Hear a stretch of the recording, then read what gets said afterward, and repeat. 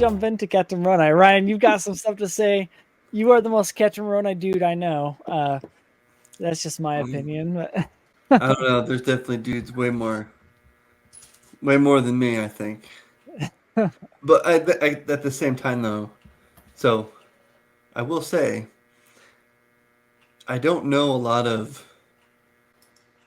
infantry guys that were members. So Interesting. like in my military time, I only knew shoot like three that were actually members that were Wow. that were combat arms guys. Were they even active? Active members? One was, another guy kind of was, but then they don't really go to church anymore. And then another guy was pretty inactive, so I think I might have seen him at church like once. But so I'm sure there is a ton of members that are combat vets and all that kind of stuff. But I didn't know any of them. So with that being said, uh, Well, when I think about the combat experience guys that I know, who are Latter Day Saints, they're all older. Like they're Korean. Like in my branch, my teeny little branch, we've got a Korean War vet. dang, We've got it doesn't even show my thumb. We got a Korean War vet, and then we've got a Vietnam War vet. One was Marine, the other one was a Green Beret. dang. Um, and also our branch president was in the military, but he was primarily uh, administrative. He said. Okay. And he went to the war zones, but I think also part of his work was with the casualties. Oh, Yeah. gotcha. That's cool though, man. Like, it's definitely not a nice place for members. I feel like. I mean, I guess it's no different than the rest of the world, but I don't know. it can be a little different sometimes. So with that in mind, I guess that's where I don't compare myself to Captain Moroni. Let's get that out of the way first. I do not compare myself to that man because I will never reach that level of actually being able to shake the foundations of hell, right? So I don't know. I wouldn't count yourself out. I mean, who knows? I, that's not for me to say. Um, I definitely don't think I'm at that level for sure, but uh, I guess I always enjoyed Captain Moroni because he was a combat dude. Like he just got stuff done. So Yeah. Well, here's the thing. Um, I was always surprised at how many Latter Day Saints had struggled with why are there so many war chapters? Because even as a youth, one of the only things I really got was the war chapters. Like I'd mhm. read it all, and it was like, that's cool. The Ammon missionary story, right? You get some of those highlights that everyone's aware of, but the things that actually really made sense to me were the war chapters. That made so much sense. I'm like, oh my gosh, you have these great examples of these people in conflict, and how much that applies to our day, even without there being a war conflict. There's that so much application. But now we're heading into a world full of war once more, and I Yeah. think it'll continue to have even more applications than before. But it was one of those sections, the ending chapters of Helaman, or sorry, of Alma, and going into Helaman. I mean, those were I love them. They just really caught my attention, especially Captain Moroni. Well, I think too, and I think this really speaks to the church being a worldwide church, right? Just because the United States isn't always in a major conflict because there hasn't been an actual official war since World War II. Everything has been conflicts, technically speaking. What was I saying? Oh, so I think this really goes into the church being worldwide because even when the United States isn't in some kind of military action, someone in the rest of the world is. So those chapters, those war chapters, always apply to someone in the church. Yeah, yeah, So that's always been kind of one thing I always try to keep in mind is like because like you were saying, a lot of people might not really understand the war chapters. Like, well, why is there war chapters? We're not always in a war. Like, well, I mean, I would say for the most of my lifetime, the United States has been in some kind of war. Yeah, You know what I mean? I mean, 20, over half of my life. Well, let me think. Yeah, over half of my lifetime, the United States has been in a war. You know, that's so right. and Well, we're about to get into another one. So so I think the reason a reason why you can learn so much from the war chapters is also it shows the level of character that you must um foster within yourself, because that's when your character shines and shows you who you truly are, right? oh yeah, I mean, you have multiple conflicts taking place, even within the same war, and ultimately it comes down to, hey, you are you liking the message of Malachi or whoever the dissenter is, or are you going to stand for liberty? And there's no middle ground either, and like you either support liberty or you don't, right? right. And it really it shows that when it comes down to everything that we've been taught, application is going to matter, and that whether that application is going to matter in the moment when someone confronts us with our faith, or challenges us with a serious temptations and sin, or there's an actual physical conflict. Like what do we stand for, right? I mean, not everyone who followed Captain Moroni was necessarily a a member of the church in their time. There could have been some who were not. It sounds like most of them were. And if some of them were not, they understood the concept of the covenant, right? As they come running together. But Yeah. we'll get to that in a sec. You read a book. What was the name of this book again about Captain Moroni? Like unto Moroni. Captain Moroni, faith, courage, perseverance. Heck yeah, By man. Okay. these people. Sorry. Eagle Johnson and Connolly. Awesome. All right. So I'm pretty sure I found this on Deseret Book actually on their website, along with because I was into a big studying Captain Moroni kick a little bit ago, and so they also had this one.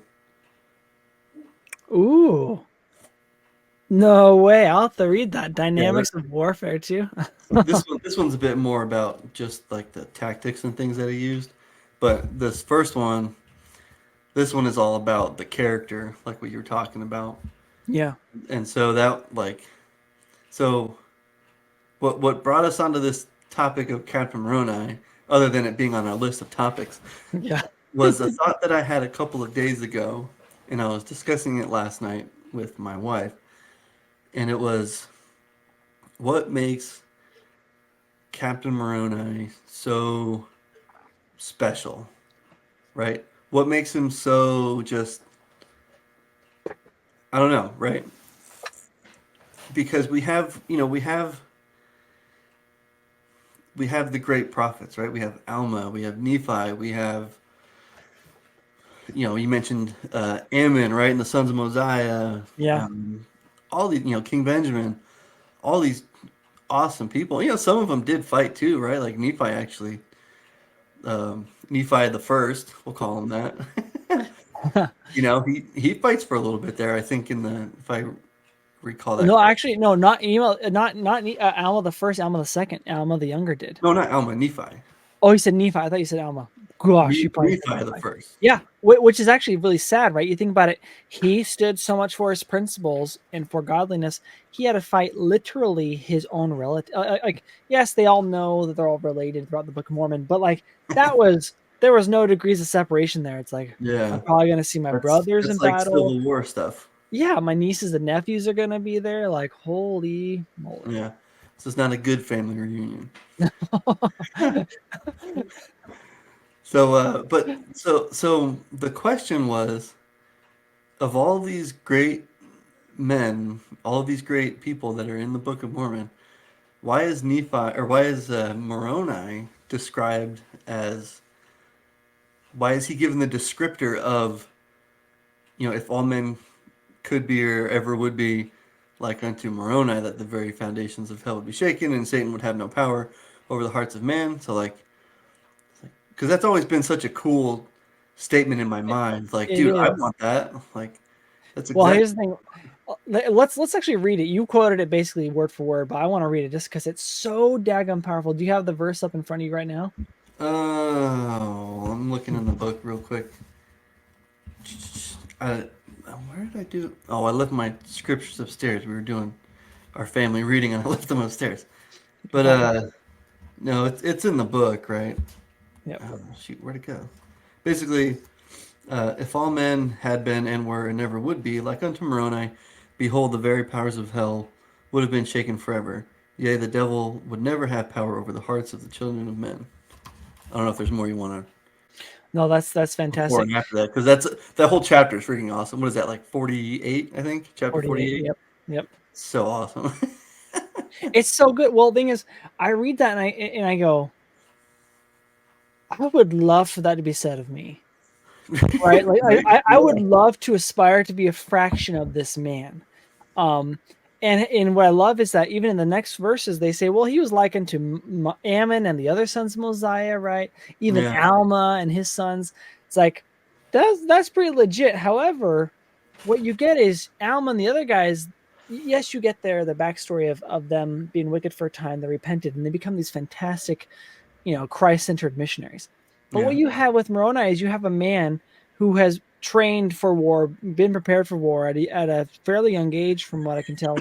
He's captain of the armies of the Nephites, and Right. yet He's like he 25. under yeah he understands the gospel really well, and he's human. He's human. He has anger.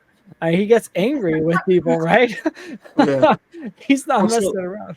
yeah. So this is what intrigued me so much the other day, and I don't know why I never thought of it this way, but the thought was just, so the question, right? Why does he have this descriptor? And then it just kind of popped in my mind of like, well, he is the ultimate embodiment of not just masculinity, but just the the ultimate embodiment in my mind of like the most powerful we can, like the greatest levels of power we can reach as humans, right? Like you're saying, he has a perfect understanding. He studies the prophecies and the prophets, the scriptures. Like, I guess, like when I heard that the very powers of hell can be, or the foundations of hell can be shaken, I was thinking of Adam and Eve, where it talks about having that enmity where where Satan can bruise your heel, but you can have the power to crush his head. Yeah, Like that's what Moroni is doing. Like he that's has good. that capability to crush the head. I mean, it literally says it right there, right? He can shake the foundations of hell, or rather, if we were like all of that, if we could be like him as a combined force, we could shake the powers of hell, and Satan can't And it says grasp our forever. hearts. Says it forever. Yeah, would have no Yeah. power over our hearts, which is an amazing description about someone who is not Jesus Christ. Right? Jesus Christ, we know Yeah. that if we could all be more like surpass even Moroni's level and be like Jesus Christ, Satan would just dissolve, right? Like like nothing would happen like Yeah. ever again, Yeah. right? But it's amazing to me to see someone who is not Christ, and we all know he's nowhere near Christ. None of us get anywhere near Christ. However, he is still a very righteous man, and it's like if you could just be like him, your character is so powerful. No power over your heart. Satan, no power over your heart whatsoever. It doesn't Mhm. matter if you get into positions of power, which, as we know, power corrupts. Absolute power corrupts absolutely. He was the man who had absolute power. He even Yeah. like Right. he could have overthrown all of the Nephites. Have been like, I'm king now. I'm sick and tired of this stuff. This judge's crap ain't working because no one wants to. No one Right. wants to govern themselves. He And they could have probably just all done would have been like, "Yeah, that's cool, man. We love you, Moroni." it. That's right. I mean, this man is so disciplined. He at some point, right? He's eventually asking Pahor, and he's like, what the crap is going on? You're not giving us the support we need? He And started taking up the government. yeah, like I'll go over there. Well, the funny thing is, he even had a revelatory experience where he reveals to Pahoran, the Lord has said unto me to go and do these things. And Pahoran basically says, dude, it's not me, but fulfill that revelation, that inspiration that God told you. Right. But I'm actually still on your side, so fulfill it in this Yeah. way, right? It's like, Don't throw me in there. Don't throw yeah, me in yeah, don't throw me in there. But he even in a different sense, he always turned to the proper authorities to get things done. He there. asked Pahoran's permission to enact what we would call martial law. Like, do I Yeah, have right. permission to do this? Sure. All right. We're gonna hang every single one of you suckers who don't support liberty, Yeah, because if you do not help us, you will cause our downfall. Like, we have to have every man. Like he wasn't just like, everyone has to obey me anyways. I carried the sword of the government here. He went to yeah, Pahoran, was humble, and in addition to that, I love how he also went in. I think it's in 40, in the chapters like 43 and 44. He goes to, or maybe actually I'm thinking in the wrong spot, but he goes to Alma to know which way his enemies had gone. yeah, He yeah. seeks out, a priesthood, a prophet to know. Like, gosh, like, this man is so fantastic. I just, grovel at his feet like, oh, this is so amazing. We're not worthy. We're not worthy. That's right. Sorry, I don't mean to derail. I went off on a No, that you're not derailing at all. It's just, I mean, we're thinking the same things here, basically. Um, yeah, how did that? What's the term?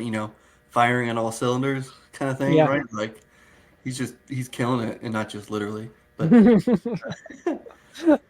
but but so then I started to think of the question, right? So we get all these descriptors about him. We see like we read those things, but then it's like, okay, so what is this perfect understanding? I mean, maybe we kind of answered that already, but I kept thinking like another question deeper, right? Like, well, what does this mean, or what does this mean? Kind of like a kid asking why all the time, right? You're like, oh my gosh. But it was just kind of like, okay, so why does he get this descriptor? And like that's awesome, right? But what does this really look like? What is this? What is this perfect understanding? And to me, my thoughts turn to he has that perfect meshing of um, the gospel, right? Like here's the gospel, and here's our obligations and duties as sons and daughters of God on the earth, right? So immediately I started thinking about our conversations about obedience, Yeah. right? And agency and the importance of those things. And oh man, like I wish I could have like set up like recorded all this stuff while I was thinking it. I mean, I'd be like days long talking to myself. Why It'd be didn't so you? weird. But um but it was so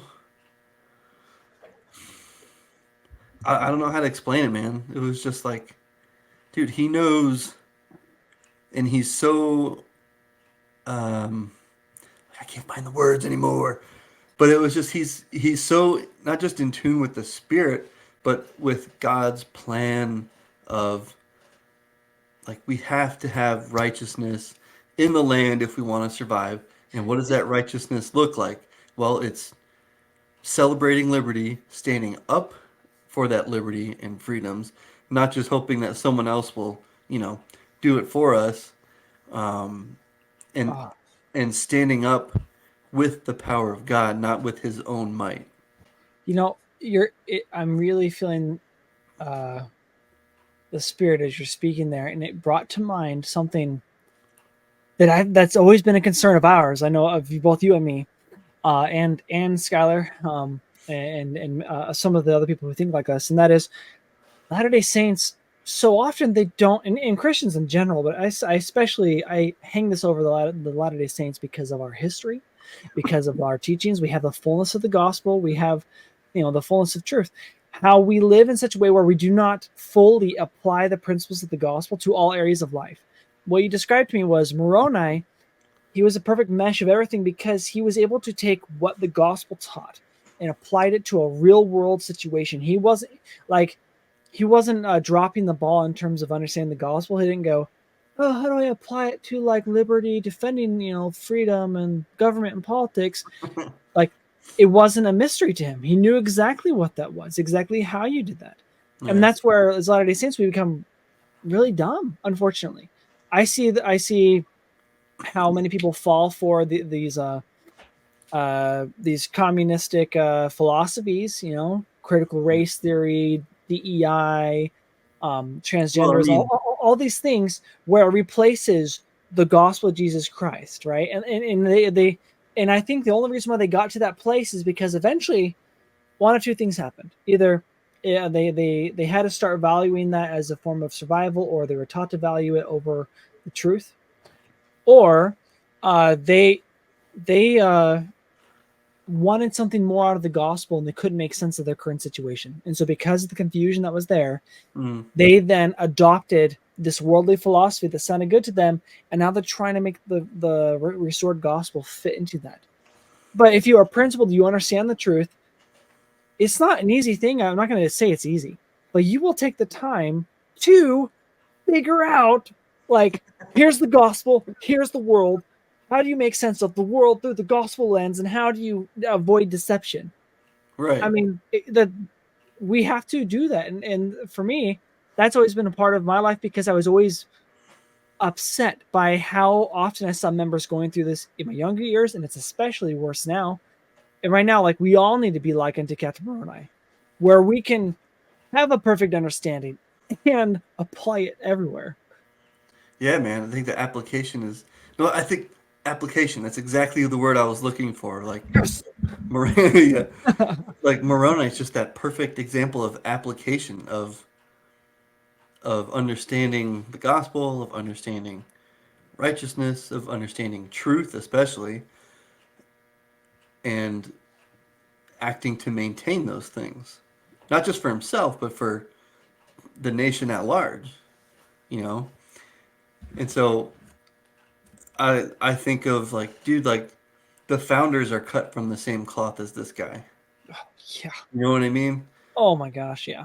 And I'm sure that's gonna freak out some people, but it's like, how can you not?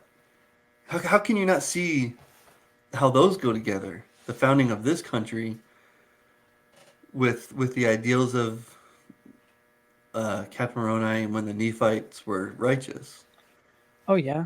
Well, like, so in my mind, the Declaration of Independence has always been a type of the title of liberty. It always has been. Oh heck yeah, The dude! title liberty was what he used. Let's jump into this actually. So if we go to um, verse, so chapter Alma 46 in the Book of Mormon, um, verse 19. And then we'll. I feel bad. I don't have my It's okay. I came prepared and I put it on my screen. I don't have my paper one with me. So it says, I'm going to do 19, then skip over 20 and go to 21. It says, and Moroni had said these words. He went forth among the people, waving the red part of the garment of his garment in the air, which he wrote the title of liberty on, right? Yep. And crying with a loud voice. So that was like the Declaration of Independence. They got it written and they published it throughout all the land. They had it read in all the town squares. Yeah.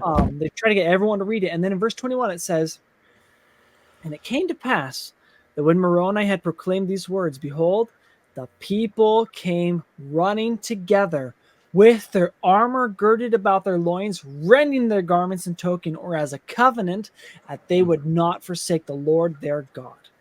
It was like the people came running. Not that they would forsake Moroni, their leader, Yeah. or Pahoran the judge or Alma the prophet or anything like that. It was like, no, man, like they're God.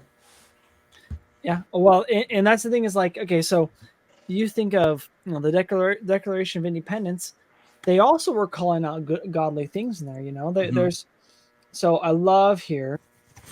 They say, You talking about the Constitution or the Declaration? Declaration of Independence. Oh, hold on. I got my little You one. do? Dang, all the internet's not letting me find it. It's like explanations about it. I'm like, I don't want your revisionist, history explanation on this. So if you go like, so he talks about in the beginning that, hey, we have a right to make ourselves free. To the separate and equal station to which the laws of nature and nature's God entitle them. Yep. Decent respect to the opinions of mankind requires that they should declare the causes which impel them to separate. He goes through these different abuses and stuff. But I love, though, you go down and it says that these, in the very last paragraph, that these united colonies are and of a right ought to be free and independent states. and they are absolved from all allegiance to the British crown, and that all political connection between them and the state of Great Britain is not to be totally resolved, and that as a free and independent state, they have full power to do these things. And for the support of this declaration, with a firm reliance on the protection of divine providence, in other words, to support this document, and we are going to rely upon God's intervening help. Yeah. We mutually pledge to ourselves, to each other, our lives, fortunes, and sacred honor. And sacred honor, as we have discussed, is a reference to the deepest level of their character, their spiritual being that they could ever call out in this document. And then you go to the Alma 46, where it says what the words on the breast on the title of liberty, in memory of our God, our religion of freedom, and our peace, our wives, and our children. I mean, that's encapsulating all the things that you would value most in a nation under God. Mm-hmm. Much like the Declaration of Independence is saying, hey, we have these rights. God entitles us to do so. They go through all these different problems they have with the crown preventing them to live free. And if you think about it, ultimately those things are affecting their families, right? Like just like it says in our wives, our children, it's affecting their peace. They cannot have peace when the government is abusing them. They cannot have freedom when the government abuses them. And both documents cause the people to rally together. And you mentioned the founding fathers, right? They're cut from the same cloth. So I'm going to put a very selfish plug in here, but I've written a book and I'm currently rewriting it about what I call the Forgotten Pillars. That may or may not be the new title, but it's about how the role of religion, God, and morality in politics. And part of the things I pull into this book is that the founding fathers knew this role, which was so exciting to me to learn when I was writing the book, because I had this really clear inspiration. I should write this book. I'm like, okay, this is really random. And then as I began to do the study, and I was like, oh my gosh, like they knew, like the founding fathers knew, like, and they talked about it like more than once, more than twice, like a whole freaking lot of times, right? It wasn't just like they're like, we call upon God in the Declaration of Independence, and we believe and they believe Christianity was a good thing. They were specific, and they were saying, you cannot have liberty without serving God. We must serve God. We have to be God-fearing. We have to have the Bible. And so that answers the question. If anyone were to ever wonder, separation of church and state, if that was the thing, then why did the founding fathers demand that all the schools have to teach the Bible in school? It's like they knew that the Bible would teach people how to live in such a way that they would be free. Right? There was no separation of those things. And so I guess the question, Ryan, that I ask you is, are we really studying the scriptures in the right way if we can't see the applications of the scriptures, of the gospel, into our everyday lives, that we are not deceived and we do not lose our freedom? I would say we're completely missing the point of the scriptures if we're not finding those things in them.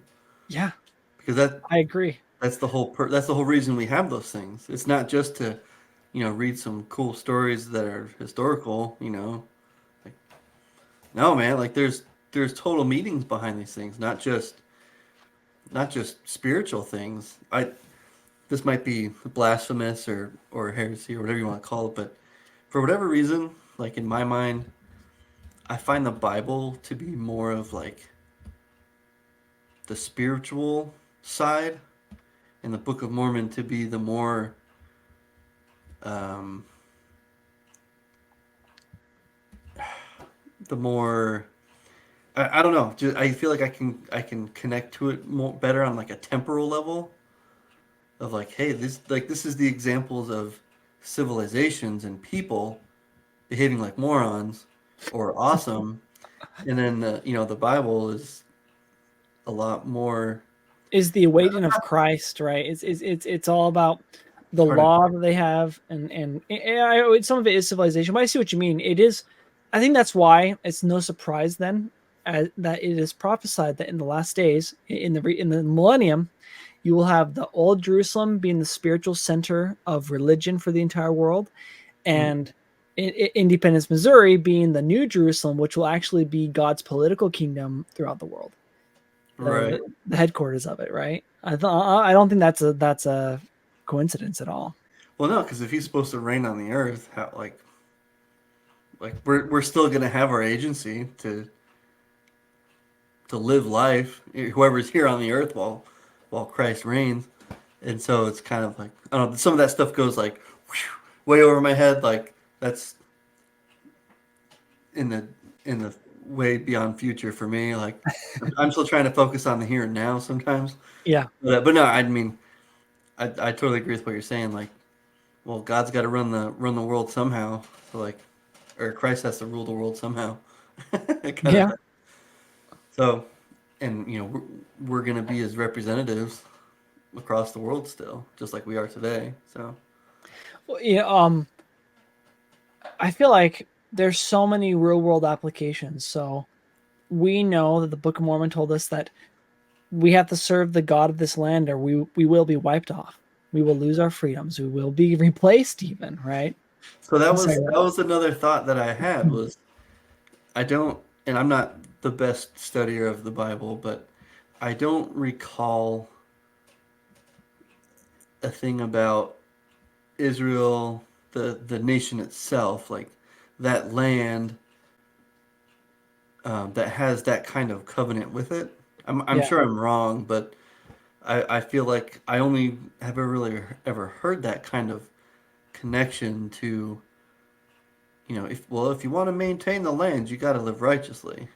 And I know there's other things that are like, if you want to maintain this and peace and this and that, like you got to live righteously. But I feel like I've never seen it more clearly than in the Book of Mormon, where they're like, hey, this is the land of promise. Like, if you screw this up, like, you're not going to live here anymore. yeah. Well, no, it's not. You're right. You don't quite have the same sort of setup in the Bible when it comes to the promised land of Jerusalem, right? Right. Um, I mean, yes, the Lord made it clear, like basically, if you want to stay out of bondage from Babylon and all the other countries that want to, invade Yeah. you, keep the commandments. But it was never. This land will be separate from all other nations, and no other nations can touch you whatsoever if you serve me, right? I will keep, and it's like, well, think of that. We've never had a foreign body truly come and conquer America. Yeah, the War of 1812. Yeah, Britain temporarily came back Yeah. and stomped on us a little bit, but did they conquer and did they win? Did they prevail? No. No. Um, and also that increased America's righteousness because they turned to God a lot more at that time. But um, you you have a this is what I love. If I look at Alma 46, it says, verse 14, or what is it? Verse 16. Therefore, at this time, Moroni prayed that the cause of Christians and the freedom of the land might be favored. Heck And yeah. it's just so amazing, right? Like the cause Mm. of Christians, our cause is the cause of freedom, not just get baptized beside. It's involve yourself politically, because how can you enjoy free worship of Christ if you don't have that?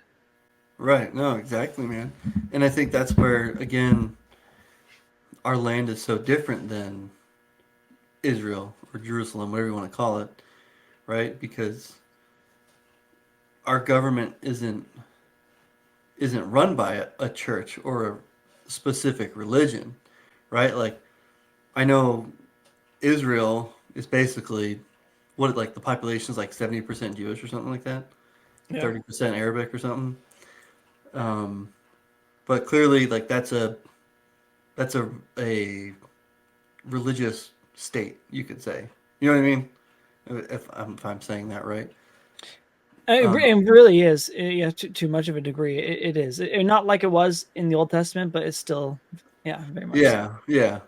And so, but with the United States, right? That's very different. So I think that's where we get into trouble a lot, especially nowadays, is because like, well, that separation of church and state has gone too far. It's gotten misconstrued, and so now it's like, well, we've erased God from all politics, and that's why we're getting hosed right now. And Yeah. you talk about not being invaded by foreign powers and whatnot. A million a million people crossing the border in the last 3 months, and most of them are military age males from all over the world. Iran, from all over the world. All over the world. China. That's a million people in almost the last 3 months. It was like 980 something. 900. I can't ever say it right. 980,000, basically 988,000 in the last 3 months, and Gosh. what, like 8 million over the last 3 years. Yeah. So like, yeah, okay, we might not be, invaded in the terms that people think. The classic, Hitler and Germany going over Europe. Like, no, that's not how it's going to be. It's going to be a within problem because that's the only way this country can fail. You You're know. right. Well, we have diluted and dissolved ourselves so much that Hmm. our own government doesn't even try to keep the border shut. They can say, no, let them in. They're flying people for free anywhere they want them to go, Yeah. right? It's like Well, and they're actively fighting against the states that are trying to hold the border closed. true. So and this is the funny thing is like, if all of us could be like unto Moroni, the very powers of hell would be shaken forever. Satan would have no power over hearts. We need more Moroni-like people, Latter-day Saints, stepping up and participating at the local and federal level, state levels too. We have to be, Mhm. and we have to increase our righteousness. To be like Moroni is not just to be willing to confront. Like Yeah. you have to be able to confront people despite your own fears. But you also must increase your righteousness so that you may discern and that you may work with others to create good, righteous changes. Right now, we are being overrun. Our nation is being there's some really horrible consequences we're going to face, and if we want to at least lessen some of those or um, be harmed Or less by it, survive those things. survive those, then we must act now. We must act all the time. Yeah. It's incredible. Can I point this real fast? I love. I have always thought this was interesting, and so I think I was a missionary when I dove into this, or just after my mission. I was like, why is it in Alma 46 he like makes the title Liberty, and then why did it matter that it explained to us his armor?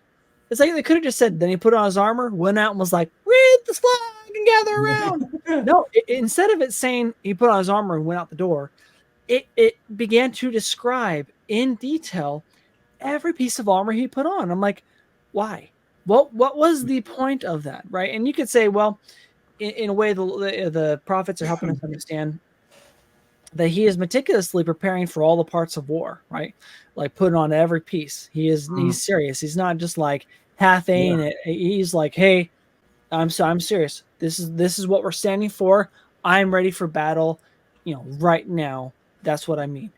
But I Yeah. don't think that's the fullness of it. So do you? I don't know. I don't think I recall, really know the real word to this, but you know how God speaks to us through symbols, yet the Lord has allowed literal things to happen that had symbolic meaning. So, for Hmm. example, um, we have the Ten Commandments. It's not a coincidence that it's the number 10, right? It's not like they said, oh, God gave them 10 commandments, but we don't know what they are, or there's not actually 10. He gave us a full 10, but 10 in the Hebrew tradition is symbolic of total complete power. Mm. Right? So 7 is the number of perfection, 10 is total complete power. You have the 10 commandments, you have total complete power, right? Like you have those sort of things.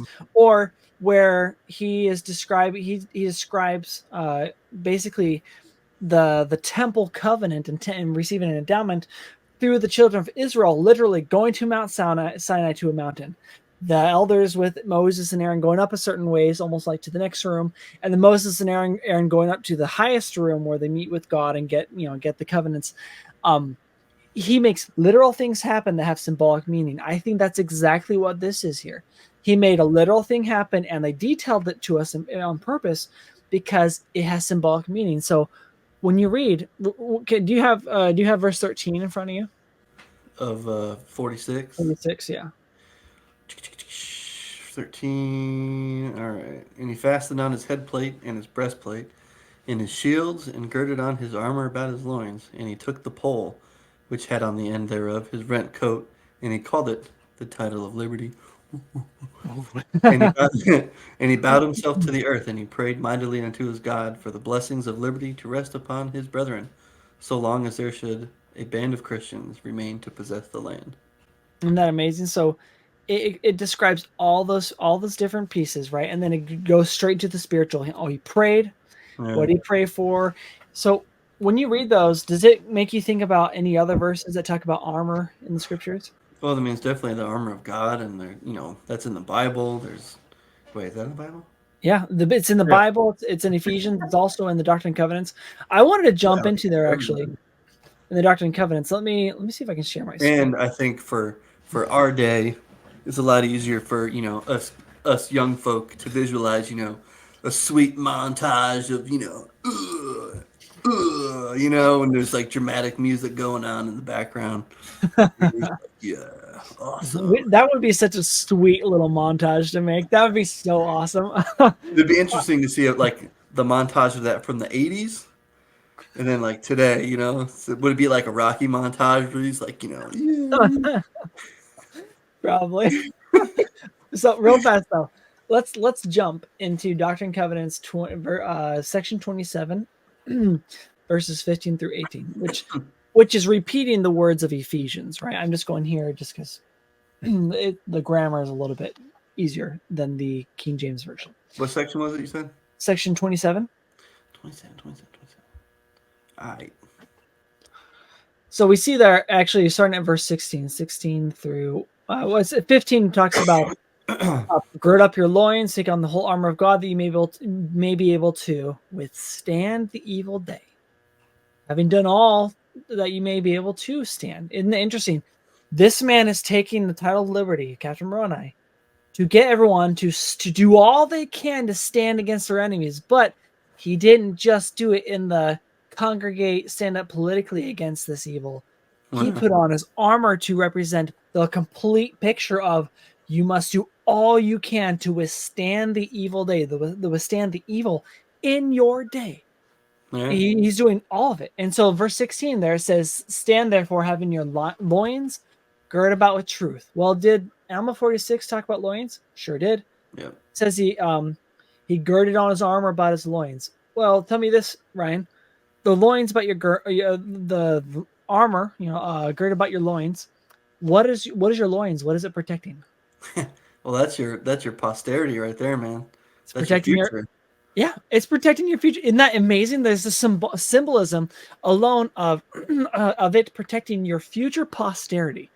Saying, and what's the other interesting thing here is, it is your loins is your most vulnerable part of your body, right? Like you get hurt there, it's very vulnerable, it's very sensitive. Well, think of it this way: you are protecting your posterity who are very vulnerable, right? Yeah. Your family, your children, they are vulnerable. There's amazing that it mentions he puts his armor about his loins. The next part is, actually going back to this, he having your loins girt about with truth. So how do you protect your posterity, and how do you protect your most vulnerableness? With truth. Truth, yeah. Yeah, you embrace truth. He didn't say held it near his loins, girded about his loins, like meaning it is strapped to there. So what you are embracing truth. The truth is going to protect your most vulnerable people, your most vulnerable part of you spiritually. Having on the breastplate of righteousness. Does it mention breastplate in Alma 46? Sure does. Yep, and his breastplate. Well, I love that. It's like, okay, breastplate of righteousness. So, in other words, you have to bring, your breastplate is covering your torso, your heart, and everything. Your heart is considered, the center of man. It is the where, aside from your head obviously being controlled, your brain controls what's going on here. It is your heart that you must give to God. It must lead you forth righteously. It is where the Spirit truly must speak to. Right. Ultimately. Well, and that's where you find your courage. That's where you exactly find right. the inner strength, right? So in verse 15, right before it says, "Gird up your loins," right? Lift up your hearts and rejoice. That's so. Oh my Right. gosh, I didn't You're notice. not going to be like, yeah, let's go fight. Yeah, we're going to be strong. Yeah, like doesn't really sound like you're really into it there. You don't have a lot of you're not really rejoicing in anything for sure. But yeah, man, I think of like a nice rowdy speech that gets fills the heart and gets you motivated and right. Yeah, exactly. And what's interesting here, so it's where you get your courage, right? It's where you throw yourself all into a cause. Lift up your hearts, rejoice. Yeah. Here we go, right? It's so interesting there though, because it mentions specifically lift up your heart, gird your loins in verse 15. And then it's like, then take on the whole armor. Isn't that interesting that it's going to mention the two places we were just hitting on? Loins girded about with truth was to protect the most vulnerable people, your most vulnerable Hmm. part of yourself, with truth. And also lifting up your hearts. That's where you find your courage. And then he's talking about protecting your center of courage, your character, where you are devoted to God, the breastplate of righteousness. In Hmm. other words, increase your righteousness. It is only going to be your righteousness that will carry you through. But I think it's not a coincidence. It goes from truth, loins girded about with truth, righteousness. How are you righteous? Only if you embrace truth and live the truth. Right. And so that's where I was just thinking of. Now we gotta go back to Alma, um, where Moroni, it talks about Moroni. He rejoices in liberty. He rejoices Yeah. in freedom. Right. I think that's why. Okay, we might have just come full circle with this, but to some degree. But I think that's what makes him such an extraordinary person, right? It's not just the gospel that he gets all awesome that he's all about. It's it's his heart filling and rejoicing with freedom. That's where he finds his courage, and where he acts is because of that freedom, right? That freedom of choice and agency, and to worship how we need to worship, and all that kind of stuff, man. Like freaking awesome. It's just way awesome. Oh my gosh. Okay, so the next part, in Doctrine and Covenants, right? So we have loins girded about truth, breastplate of righteousness, your feet shod with the preparation of the gospel of peace. Now, obviously, in Alma 46, it's not lining up in the same order, but it still is depicting all of these different parts of armor. Yeah. You even go back to Alma 46. He's like, I do not desire. We do not desire to be men of blood, right? He is for the gospel of peace, and he Hmm. is using the gospel of peace to try to reestablish peace, even if it means it throws him into a bloody conflict. That's amazing. Well, yeah, because I think again he understands the idea of, and I think I was just thinking about this with Nephi when he has to kill Laban, but I think Moroni just he understands this at a greater level, at least earlier on than I would say maybe younger Nephi does. Because Nephi has to be like, hey, you know, he's kind of told a couple times like, you got to kill Laban, man. Like it's the best way that this has to happen. But I think Moroni understands this to a whole nother level, like the whole idea of peace through strength, peace through victory, Yeah, right? Like yeah, he gets it all, man. He understands that concept of like, and what we were talking about earlier, right? He's all mad at Pahoran because the Kingmen are all being a bunch of turds. yeah. Like, no, we got to figure this out. Like, guys, just if we want to be free, we have to do it this certain way. You know what I mean? You must end the conflict, like he says Yeah. in that And, one and chapter, so right? and so like this is where I compare to military leadership of today. They do not have, in my personal opinion, at least at the levels that we're talking, like super duper high level, it's the complete opposite of Captain Moroni. Captain Moroni is competent and capable, right? Our And secretary uncorruptible and uncorruptible, or exactly. incorruptible, whatever it is. Yeah, Incorruptible. Yeah, saying yeah, we know what we're saying, but and um, he doesn't delight in war, which is the exact opposite of what we got going on today. There's all kinds of war profiteering, right? these guys from the last 20, 30 years, they didn't want to win Iraq. They didn't want to win Afghanistan.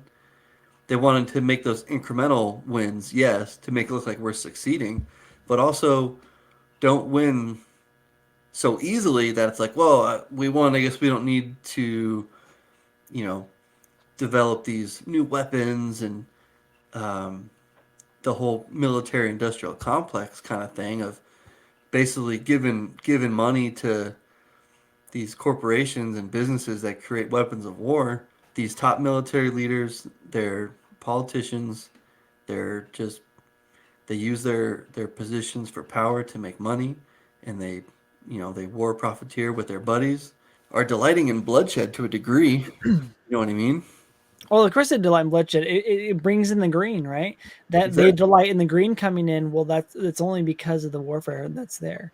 Yeah. So Moroni's like, nah, man, we gotta fight to win, and we are going to win this because we're keeping our covenants. But in our society today, those covenants don't exist at the level it needs to Yeah, with our government, and we're seeing the consequences of those things. you're right. I want to bring us back real fast to the Yeah, that prep was that kind of a you're. rant. Sorry. No, that's a good rant though. I want to bring us back to real fast to the feet shod with the preparation of the gospel of peace. Hmm. Even though it doesn't mention feet specifically, it does say after he put on his armor pieces, what was the very first thing he did? He knelt down and he prayed, which to me is kind of a very similar reference to your feet shod with the preparation of the gospel of peace. I mean, he prepared himself by adhering to one of the most fundamental gospel principles, which is he prayed. He asked the Lord to bless his cause, right? Um, and then it mentions here, Yeah. Oh, verse 17 of section 27, taking the shield of faith, wherewith ye shall be able to quench all the fiery darts of the wicked. Well, does it say he has shields? yup. It does say. It says his shields. He had more than one. So I wonder how that works, but it says his shields. He put on, and so okay, Well, so his shields. I would venture to guess a shield, not just the shield we think of, right? That's No, strapped on your arm, but like they probably had, they had, um, more pieces of armor that would go over their arms, their shins, their, you know what I mean? Like yeah, it's not just the, today, right? You think of like the plate carrier that just covers this and your helmet and your whatever boots. Like no man, like they had I believe anyways that they had stuff covering their entire bodies. no, definitely. I mean, that makes sense why he had shields, and well, and that also makes sense why the Nephites did so much better in the battles, right? The Nephites were like, "We're going Oh there yeah. naked." They're like, "Oh darn, pony things." Yeah, Lamanites like, what? They have armor? Crap, we should have No thought about way. We got our loincloths on? Shoot. that. Who gave this order? Jeez. And the last piece here I want to talk about is it says, and he fastened on his head plate. That was the very first part of the verse. Mm, Which if we go to what was the first thing it mentions, well, his head plate, his helmet, verse 18 to 27, and take the helmet of salvation. mm-hmm, He knew the source of his liberty. He had his head on right. He knew mm, the essence of all that he was working towards, which was yeah. Jesus Christ and the salvation he gives you. People cannot partake of that salvation if they are in bondage, especially in bondage to people who hate the church of Christ, which in our days, we're going to make this applicable today. Because speaking of, being able to take the gospel and apply it today, like people don't, that is communism. And what are Yeah. the different facets of communism that Hey, people are Christ was a embracing? socialist, right? Isn't that what they say? Yeah, democratic socialists. Yeah, but and thing is, and so the very people who despise and would get rid of the gospel if they had all power are those who support climate change, who those who support women's health rights, abortion, those who support diversity, equity, inclusion, critical race theory, right? Mm, Like all those sort of things. They support those socialist redistributing wealth, all that jazz. They support the very groups. Basically, those are just arms of the tree of communism, which is the tree of the Gadianton robbers. Right. And that's what they support. So if you have those sort of people take over you, you will not have the salvation of the people shall be disrupted, of the church will be disrupted.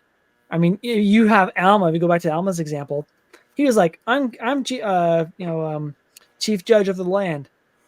Oh crap! Everyone's getting really wicked. Well, the heck with this job. I'd rather go be a missionary because Yeah. that, we got like people's salvations at risk here. We could put someone really righteous in my stead. Behorn, you got it. And I'm gonna go preach the gospel. Yeah. And I think that makes so much sense. And also, you think of the character of Captain Moroni when it says, "If all men could be like him, powers of hell shaken forever. No one, you couldn't have power over the hearts of the children of men. Satan couldn't." And the very first armor piece it mentions that he puts on is his helmet of salvation. He has that perfect understanding. Exactly. Like you were just saying, he has that understanding of where the salvation comes from, where the true power comes from. And then he has the heart to go and protect that, to go and fight for it, to go and maintain it for everyone, not just himself, mainly just to keep it existing. Yeah. Oh, I love this stuff. I get the chills. It's like, it's so good. The scriptures are amazing. Captain Moroni is the bomb, man. He's awesome. He did have his head on straight. I mean, he was incorruptible. He was not able to get corrupted. Mm-hmm. Like the power he had, immense power. He did the most good with it. Right. I mean, you look at the other chapters of Captain Moroni. What did he do? He had everyone prepare. In fact, I want to bring this up real fast. If you don't, you can interject at any time. I don't want to talk over you. But it's interesting. Say what? I object. I don't know. It says in Alma chapter 49, verse 23, it says, "Thus the Nephites had all power over their enemies." And I'm just reading from my Gospel Study Journal. I took note of this back in 2020. I said, what a powerful concept that the Nephites followed Moroni's instructions and set up such a strong and impenetrable fortifications that they were so well prepared that they had all power over their enemies. What sort of leader, what a leader that he took his power and said, "All right, by the way, guys, we're not going to sit on our hands and wait and just get you to be good with the sword. Start making preparations. Fortify your cities." And they're so well fortified, they had all power over their enemies. And I say the concept here is follow the prophet's instructions like the Nephites followed Moroni, right? Yeah. Their fortifications were made so strong with careful detail and forethought into how the Lamanites might attack. There's Moroni again. He had foresight. He was thinking ahead, applying the gospel. Kind of like how the gospel tells us to keep the commandments and think ahead, because eventually you're going to meet Christ. You're going to be judged, right? Your salvation, your choices lead to consequences in the end. Well, he took that same idea, said, okay, we have a city. We chose to make a city. What consequence does a city with no fortifications put on us? Okay, how might they come and attack it? They built all the fortifications just in mind of their enemies. Like, what will their enemies do? Okay, let's prepare against that. Yeah. Holy free holies! This man is amazing. You thought he applied the gospel to their real life situation. What I said is, we should examine our own weaknesses and fortify them and anticipate what evils that we should prepare against. Just like Moroni saw the weaknesses, prepared against those weaknesses. Because can you remind me, Ryan, which city did they go to again? Where the Lamanites like, "Oh yeah, this has been the weakest city ever," right? Like, we're going to go there. Well, first, I guess, didn't they first go to city of Zarahemla? So what? Was it Zarahemla? No, it was a smaller city, but they went to one city and they said, "Oh, dang, this one's too strong. You know what? We're going to go to this one wussy city we know is way weaker." And they're like, "When we vow, we covenant, we're going to go there and destroy it." They get there like, "Poop, crap. They fortified this one too, and it was the weakest one." And they said, "Well, we covenanted, and we're going to get ourselves killed now." Yeah, chapter 49, the invading Lamanites are unable to take the fortified cities of Ammonihah and Noah. That's right. So yeah, Noah being the second one, because they said, "Screw Ammonihah. That one's too well fortified. Noah's the weaker one. Let's go there." Yeah. That didn't work either.